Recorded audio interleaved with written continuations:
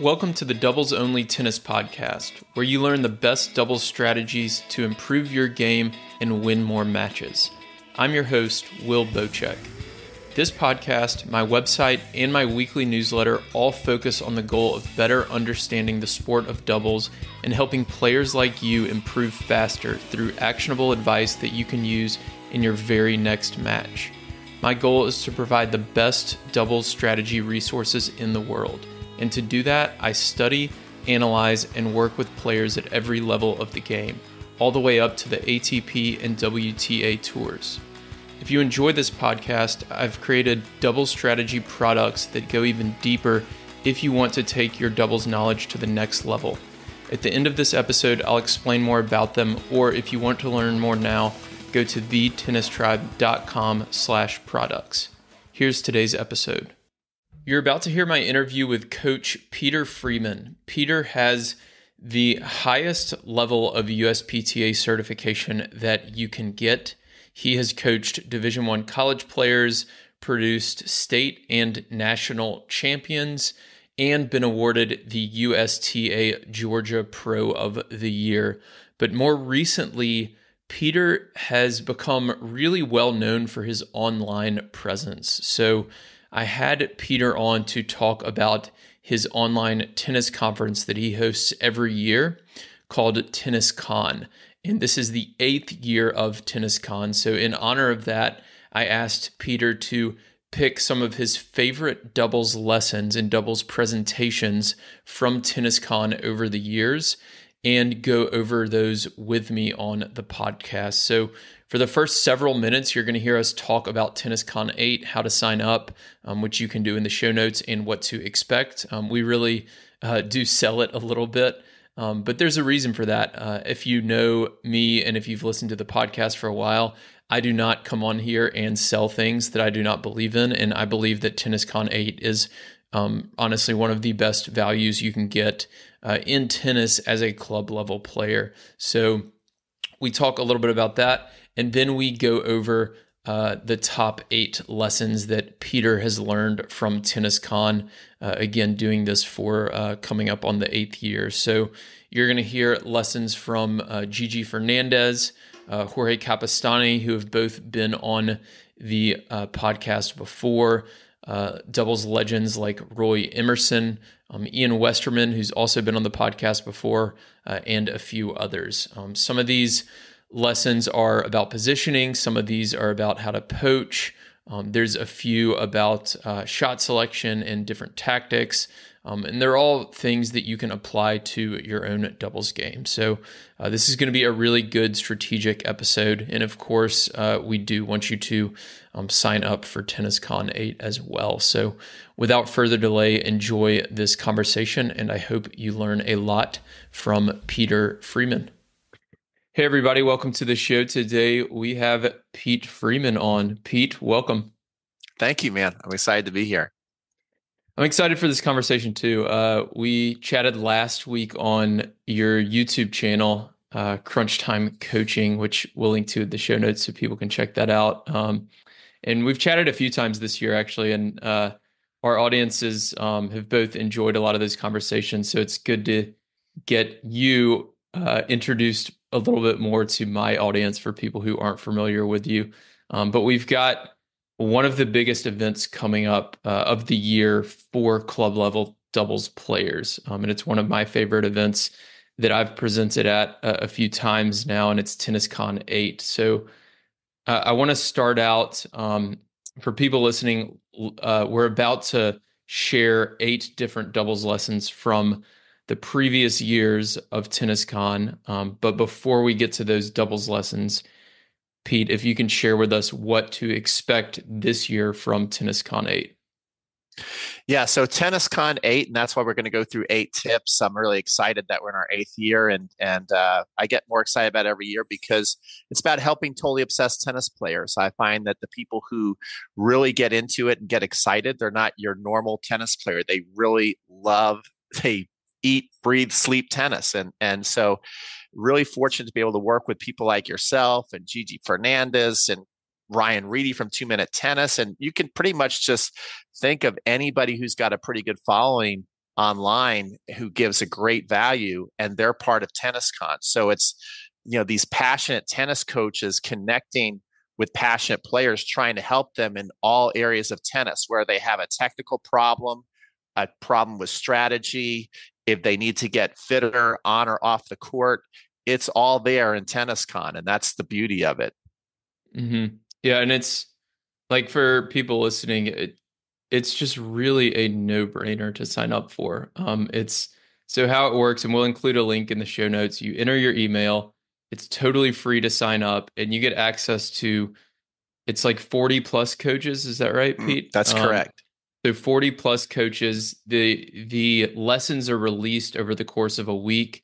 You get access for 48 hours. Is that right? That's true. Yep. Okay. So you get free access for 48 hours. And then if you want lifetime access, you can pay a small fee for that. I think in the past, before the times of the internet, I think I mentioned this last time when we chatted, this would have costed thousands of dollars to get access to this many coaches. And it's so cool that you're able to do an event like this. So anyways, we're going to link to that in the show notes. And then I think what we were talking about beforehand, you've got something you wanted to talk about with the upgrades as well. That's right. So if people want to get a lifetime access pass to the program to where they can watch all 40 plus master classes, they can do that. And then I always, on the next page, offer some extra goodies for a steep discount. This year, I'm doing the same thing. I think my offers are even better than ever. And because we've been so devastated with the hurricanes, Florida, North Carolina, Georgia, I mean, just outright devastation. And even one of our legends of TennisCon, Gigi Fernandez, has won 17 Grand Slam titles. She's probably going to lose her home from these hurricanes. If not, it's going to be basically building her house from scratch. So either way, she's been devastated, and she says it's felt like a death. And one of her children, her son, said, "Hey, everybody's suffering in our community. I found this, what it's called Metropolitan Ministries, which they help people with food, shelter, clothing, basically helping people get back on their feet and get back to some kind of normal life." So I decided that this year, 100% of the proceeds from our basic bonus, that if you want to go for that, you can be giving and donating to this very, very important cause at the moment. And even one of the bonuses will include a day, if you can make it, to come out and train with me. And that's basically, but I'm not making anything from that. It's 100% going to this charitable organization. Yeah, that's awesome. Yeah, and we're listening. This won't be released till the 23rd, but we're recording this on October 10th. So the hurricane just hit literally last night. Milton did.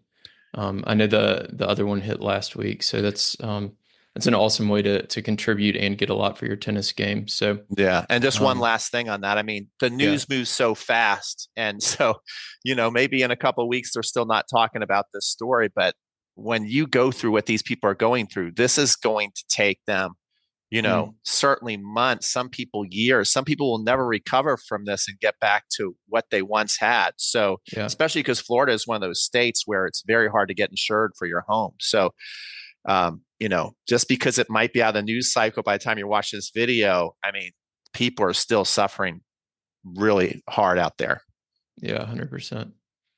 All right, so let's get into these 8 tips from TennisCon. So when we decided to do this episode, I said, can you go back through your doubles presentations and pick out your 3 to 5 favorite doubles lessons or presentations from all 7 or now this year 8 TennisCons over the years? And you said, I don't want to do just 3 to 5. I want to do 8 of them. So let's start with number 1, Gigi's 1, 2, 3 poaching formula. What is that? Yeah, thank you for that. Yeah, I mean, there's just so many great lessons that it was pretty much impossible to narrow it to 3. So I really love this from Gigi, where she says that she teaches her students, when we think about a poach, we typically think about a planned poach. First one, the server says, okay, you're going to serve, I'm going to go.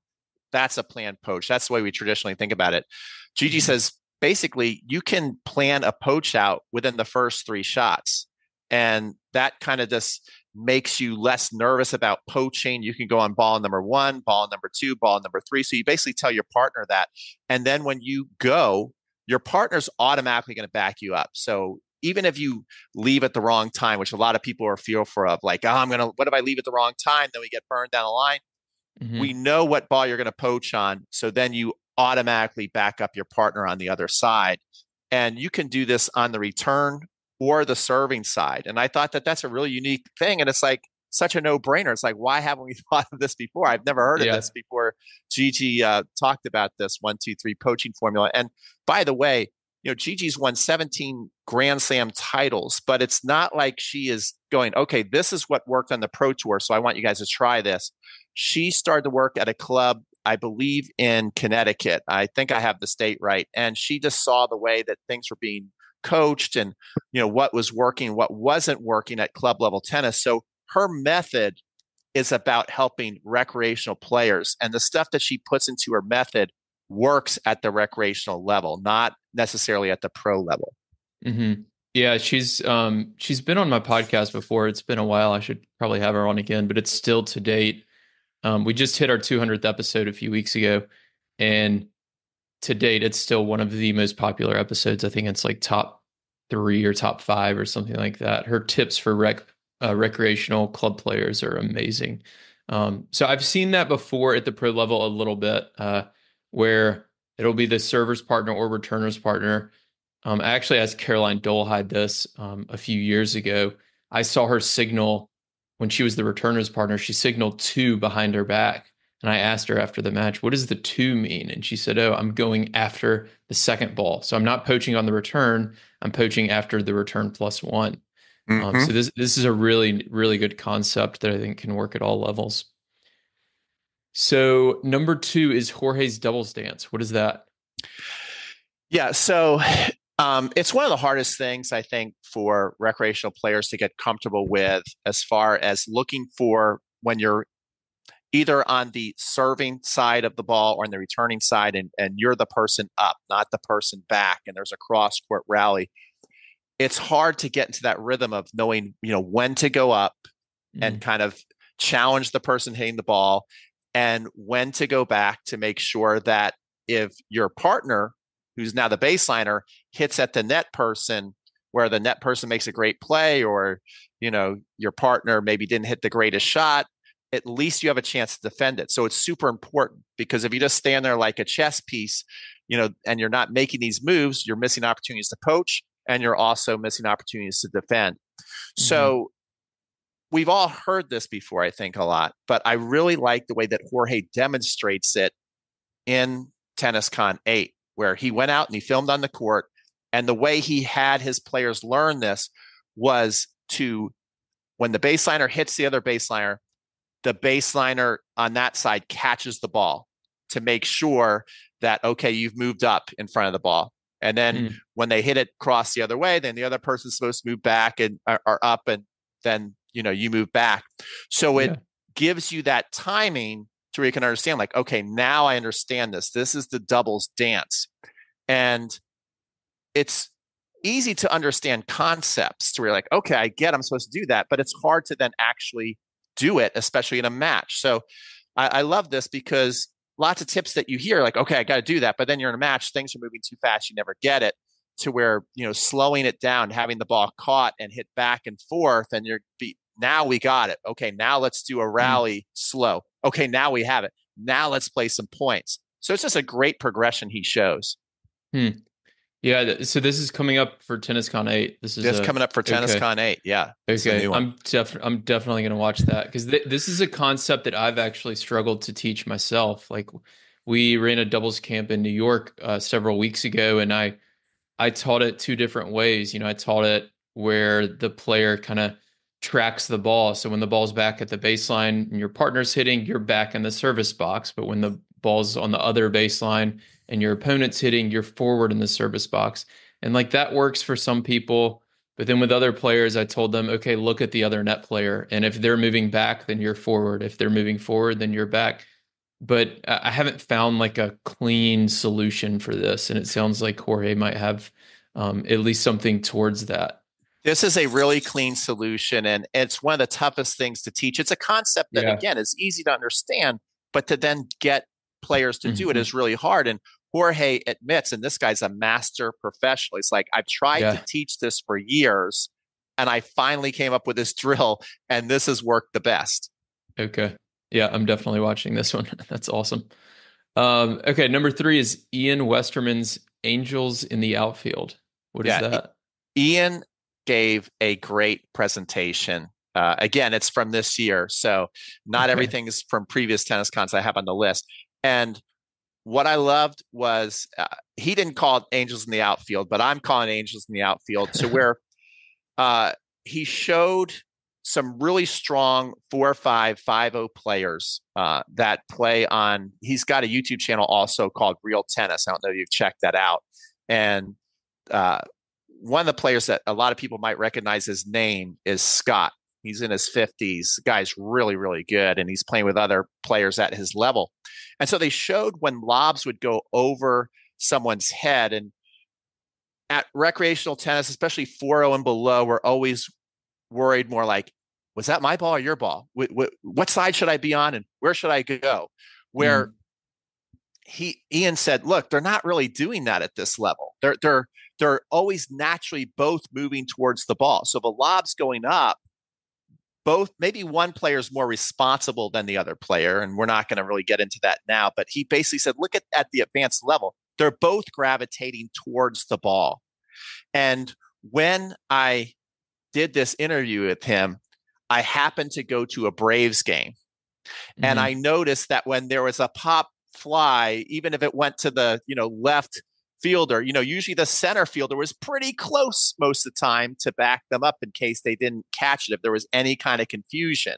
Mm. So that was kind of his point, is like, look, don't always be so concerned with, is it on your side, their side, my ball. He's like, look at how the players are going.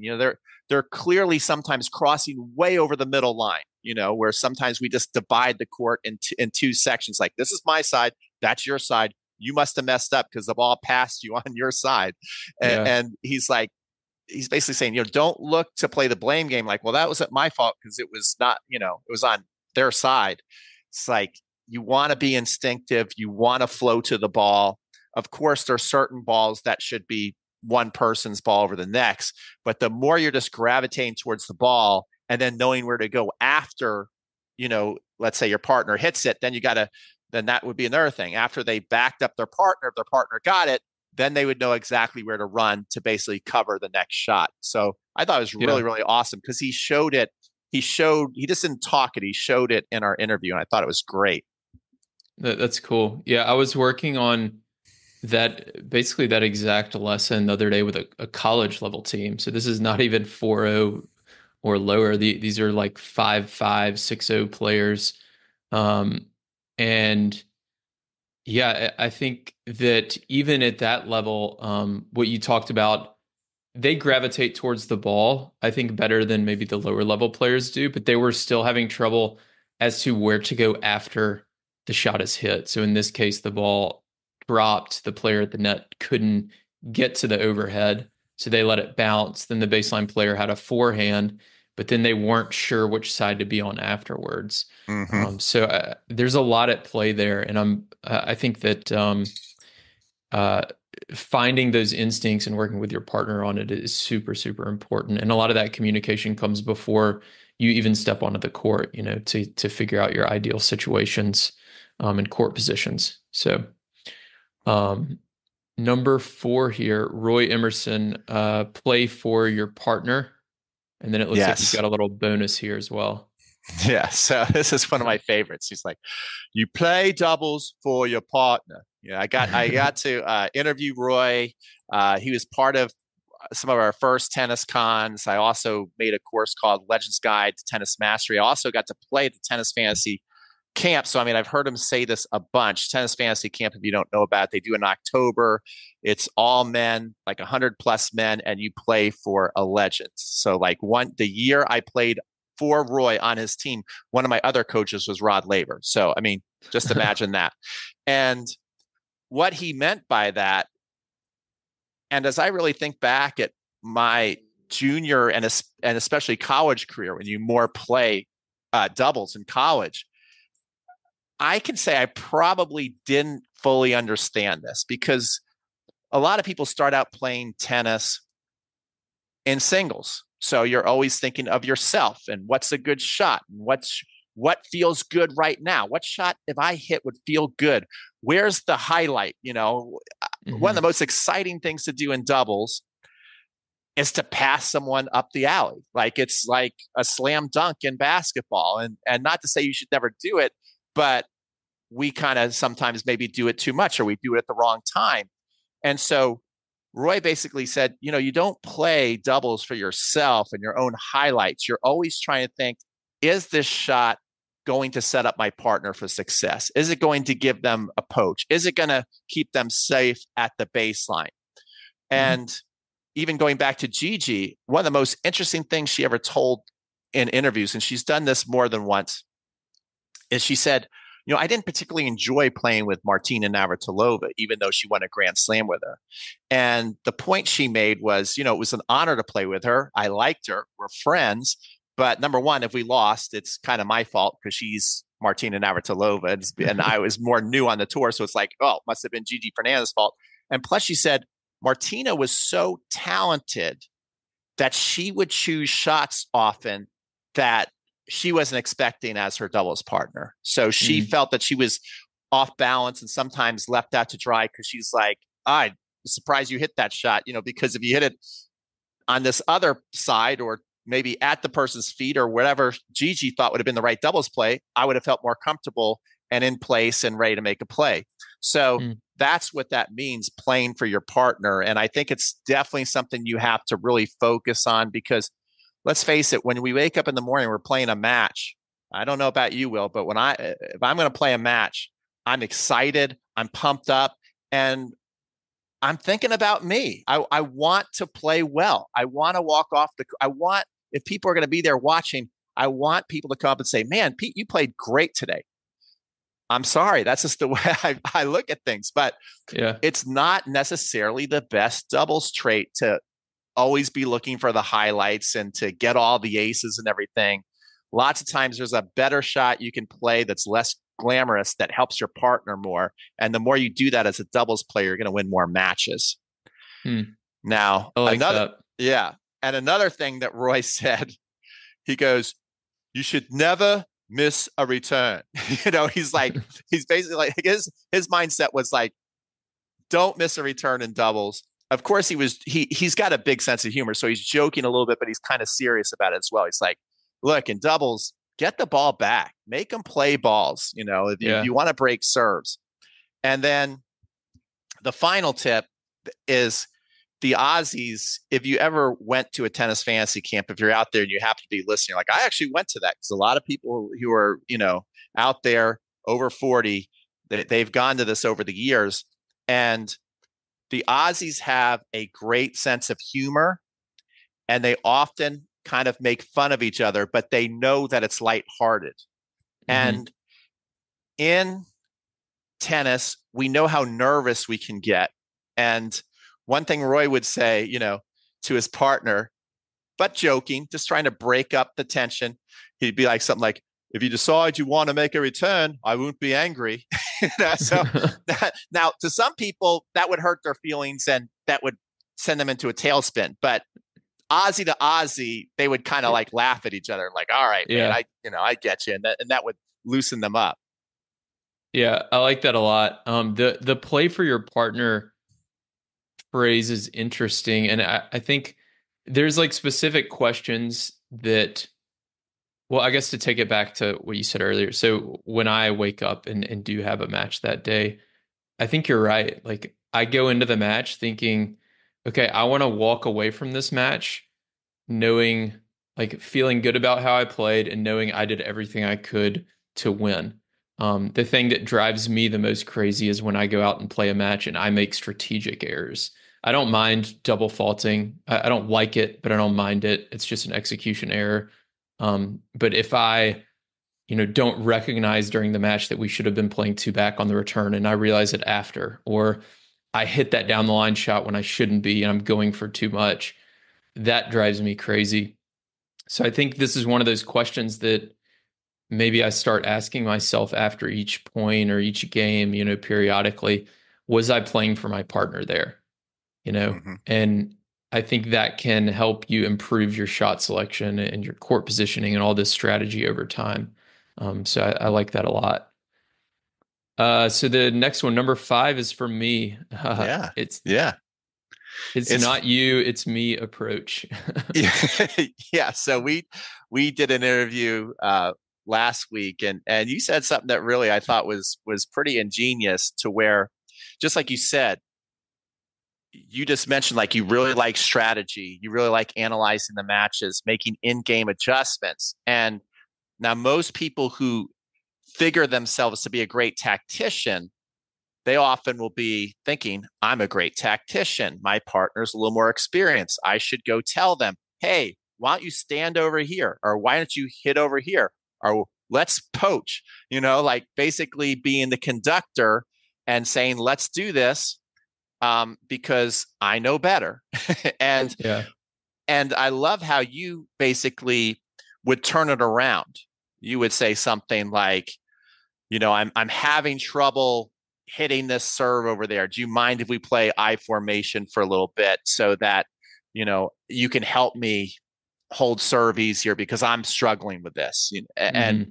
and also you mentioned one time that somebody you played with didn't have the best backhand volley. So you said something like, I'm kind of struggling with this right here. And plus, like, you got an amazing forehand volley. Do you mind if we run this play? So I love how you kind of take this where you lead off by saying, hey, I'm struggling with this. Do you mind if we try that? Versus like, you're kind of hopeless. So why don't you go just stand Yeah. there and I'll take care of everything, which unfortunately we know happens a lot on a doubles Hmm. court at the recreational level and maybe even at the pro level. Yeah.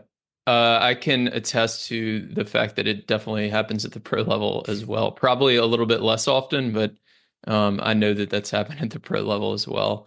Yeah, I think the biggest thing from that is just trying to find a way to get to the same result that you want. So in the backhand volley example, it was a match where I was serving from the ad court and I was struggling to win points serving to the ad court. And I know my partner at the net can't be super aggressive because they have their backhand volley in the middle. So instead of saying like, hey, we need to hide your backhand volley here, so let's try Australian formation, I'll say, hey, I'm struggling in this ad court rally. I think I might be better rallying from the deuce court. So let's try Australian formation. Plus, you have an awesome forehand volley. So that'll get you access to your forehand volley a little bit more often. So that's 2 wins there. So it's just the exact same result. It's the exact same thing. We're just rephrasing it in a way that's kind of building up your partner and building up the team rather than trying to place blame or tear someone down. So It's it's think gen- it's genius. And even if you're the better player or the better tactician, one thing everybody's got to understand is you need your partner who's maybe not at your level playing wise. You need them to make big shots. Just like a Mhm. basketball team needs everybody on the floor at some point to hit a big shot that could Yeah. turn the match around. And so if you make your partner feel small out there, um, you're going to get the opposite result of what you want. 100%. And it's not going to be as fun either. No. So so number 6 here, Gigi's Stagger. Yeah. So this is a really, the more I've actually used this in my own coaching, I really realize how effective it is. Um, so I first heard it at TennisCon where she talked about, teams need to stagger, which I'll explain in a second. Then I went and helped her with a Bryan Brothers camp. They ran the stagger there. Then we did TennisCon Live. We did the stagger there. Then I did a doubles camp with Maribon Aranchad, who runs the Tennis Summit, which is also a great event. and we Mm-hmm. did the stagger there. And once you see it click with people, it's really cool to see them move and to see them cover shots that they don't usually make, and to see them working as a team without even really having to communicate. And it's a very simple thing. It's basically when you're both at the net, you shouldn't too often be dead even with each other as far as, at the same level where if you were to look over to your right or your left, that they're staying right the same spot as you. You need Mm-hmm. one person a little up, one person a little back in the box. And basically, whatever side of the ball, the court the ball is on, that person needs to be more forward and the other person needs to play a little back so that the person more forward can challenge the ball, get to the middle net strap easier to get a poach. And if there is a lob, that person who's further back can have a better angle to possibly run down a lob and also just keep more balls in play. And Mm-hmm. it's really cool how it works, that stagger. And what I found interesting is she's not that concerned with telling people to, in fact, she kind of is a little bit against it, to follow the ball. We've always been taught at the net, you follow the ball.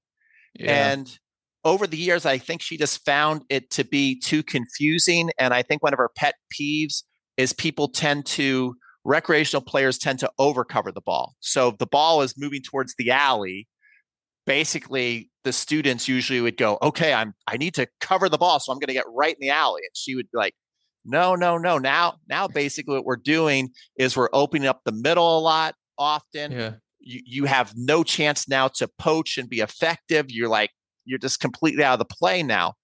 So she's like, I don't really focus on following the ball. And what I found was, and when I first heard that, I'm like, I don't know about that, because you kind of need to shade. I call it shading to the ball. You kind of do need to shade to the ball. But what I found is the more I ran with my students, they would instinctually start to do that, where they'd shade a little bit without being so exact in the terms of like following the ball. So they did start to naturally shade more towards the ball and not overcover.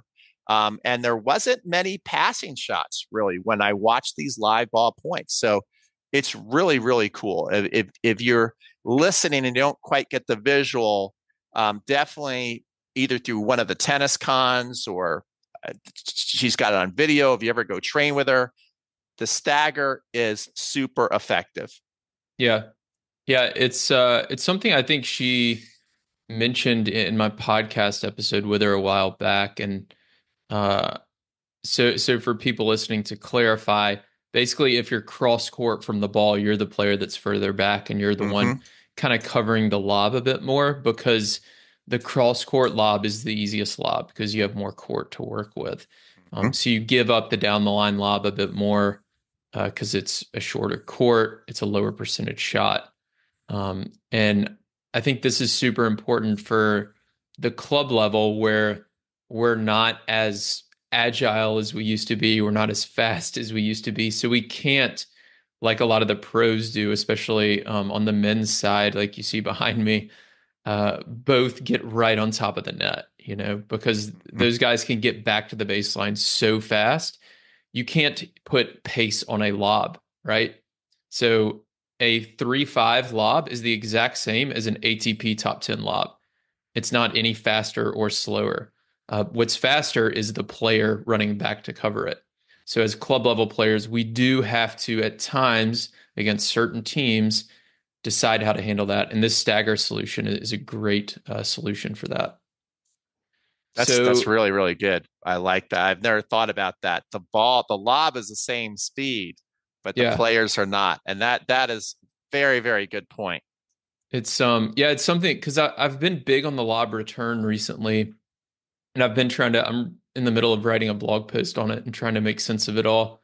Because some of these thoughts like come out when I start writing, and I was trying to figure out, like, at the pro level at the US Open this year, I was watching some doubles matches with Craig O'Shaughnessy, and we both noticed that all these players are using the lob return off of first serve a ton. This is at the ATP level. So I was like, if they're doing it, like, why can't we do this at the club level? And then I'm trying to like factor in all these different things. So like they've obviously got better overheads, which means we should be using it more often because we're hitting against worse net players. So there's a whole list of factors we could go through, but that'll be for another day. So let's move on to number 7, Will Hamilton's racket below the wrist poach tell. Yes. This is really good. Will is known for his playbooks, but he came out with something called like the Little Book of Tells or something like that. So they're just little things that you can see that think about like poker, right? That's a tell. Like, okay, they're just showing me a tell, so I can probably do this. And so what one of the tells is that if your partner who's returning can hit a return low at a serve and volley, or someone who's coming to the net, and you see that their racket has to then go below the wrist. So when we think about a good volley or an easier volley, and you think about your hands, the racket head is usually above your wrist. Well, if it's low and below your wrist, he's like, that person, when they see that at the net, should step up to the middle and basically pinch or poach almost every time. And even if sometimes the person gets, where they see it early and they make a great shot and they burn you down the alley, he's like, that's actually good, because the odds of them being able to do that consistently, that could give them a false sense of confidence. So they might keep trying to do that because they know you're like going every time the racket, the wrist goes below the racket, and they'll probably just start making a ton of unforced errors. So it's really kind of a gotcha play. Like you keep trying to go up the alley because I'm moving, you're probably going to miss a lot or be like 50-50 on it. Remember, all you got to do is break once or serve once or twice, hopefully ideally in a match, to win the set. Or I'm going to get to basically cross that middle and absolutely crush the short play. Yeah, that's a really good one. I think one of the things that's required for this that people have to learn and train themselves on is to have their eyes forward at the net on the player. A lot of us at the net look back and watch our partner hit, or we're kind of following the ball. But if in the serve and volley example, if my partner's returning, I'll watch the ball land, because I do like to do that to call it long for my partner. And then my eyes need to immediately go to the players on the other side of the net. And if you're not doing that, you're not going to see that racket drop early enough. And then you're not going to be able to poach or pinch early enough. You're going to be a little bit late on that. So you've got to get your eyes forward on those players. And then, on that serve and volley player, the racket head drops, and that's your cue or your tell to kind of move towards the middle. So last one here, another one from Gigi, her singles approach strategy for doubles. Yeah. So again, I think as tennis players, we always crave excitement, and the alley in doubles, since it's there, it's like catnip, so we want to pass up the line.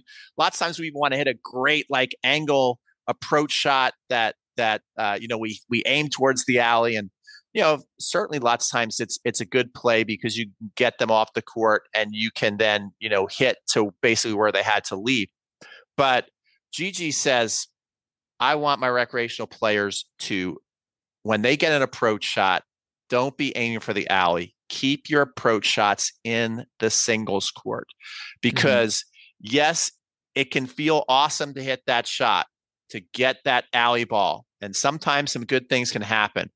But what happens more often than not, that she found, is that because you're getting the alley, now all of a sudden, what's the rule? You return an angle with an angle. So you're creating this angle, and now the person who's going to have the passing shots, they generally have more angles to hit, and it gets tougher as a unit to cover all the angles. Lots of times there's a gap, there's a break somewhere in that court to where your opponent can see that and often pass you.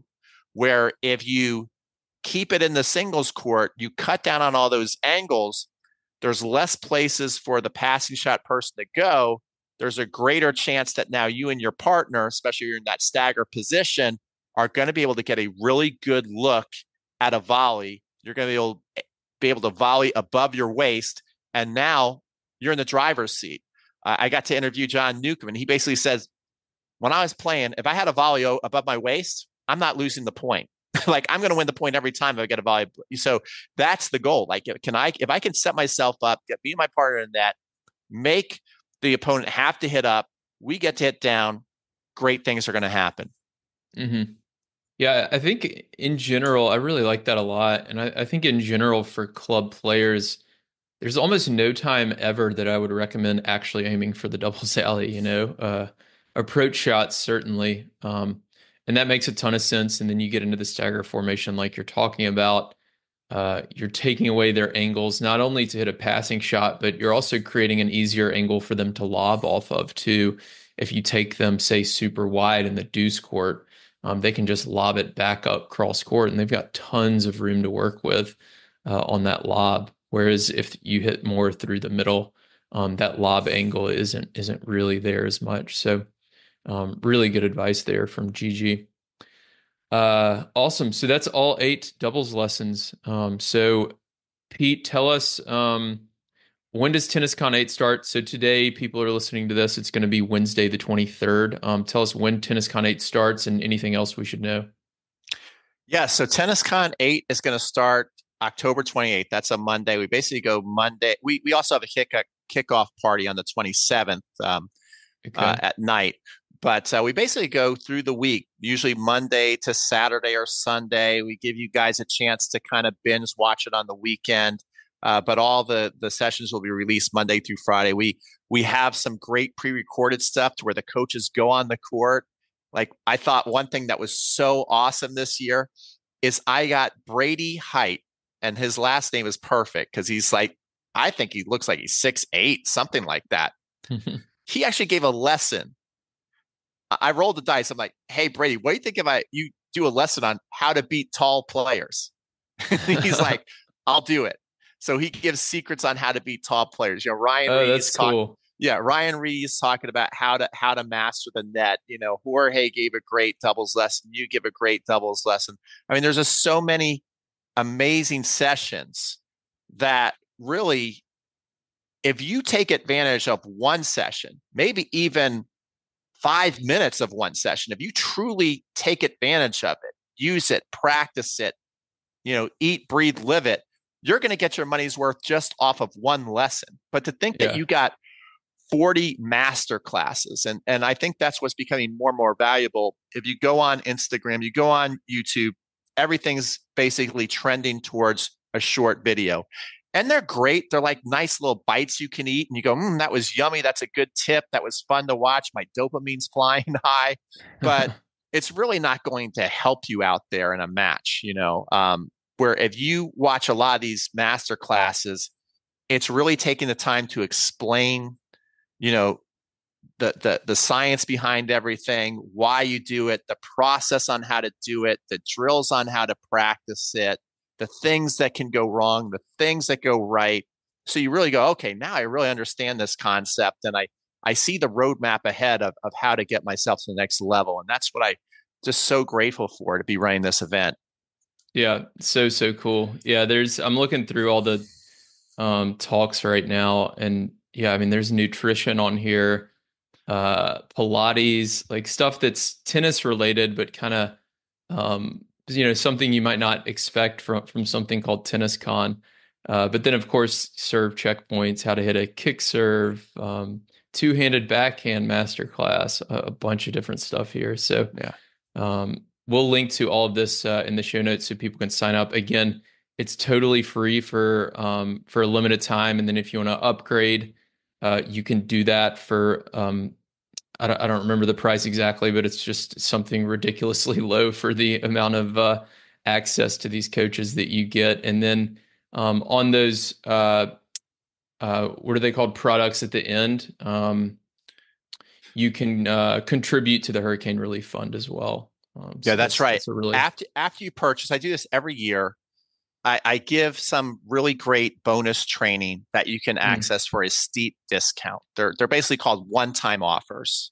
Like you're not going to see it again that low. But as a thank you for signing up and getting lifetime, I give you some of my best stuff for a super low price if you want more training. And what we're doing this year, that's 100% going to Metropolitan Ministries so that we can help people get food, shelter, water, get back on their feet from the hurricanes that have devastated Florida. That's awesome. Yeah, I know they need it for sure. So awesome that you're doing that. All right. Well, thanks, Pete, for coming on. Thanks, everyone, for listening. I'll include everything in the show notes again, and I will talk to you all soon. Thank you. Thank you for listening to this week's episode of the Doubles Only podcast. If you're interested in diving deeper into any topics I discuss, I've created doubles strategy products that allow me to bring you more podcasts and other doubles content without relying on paid ads. I have ebooks and courses that help you make better strategic decisions during matches and become the smartest player on the court. Go to thetennistribe.com/products to learn more. You can also join my free weekly doubles strategy newsletter that includes video lessons and more on our homepage. If you want to connect, you can find me on Instagram, Twitter, and Facebook, or email me directly, will@thetennistribe.com.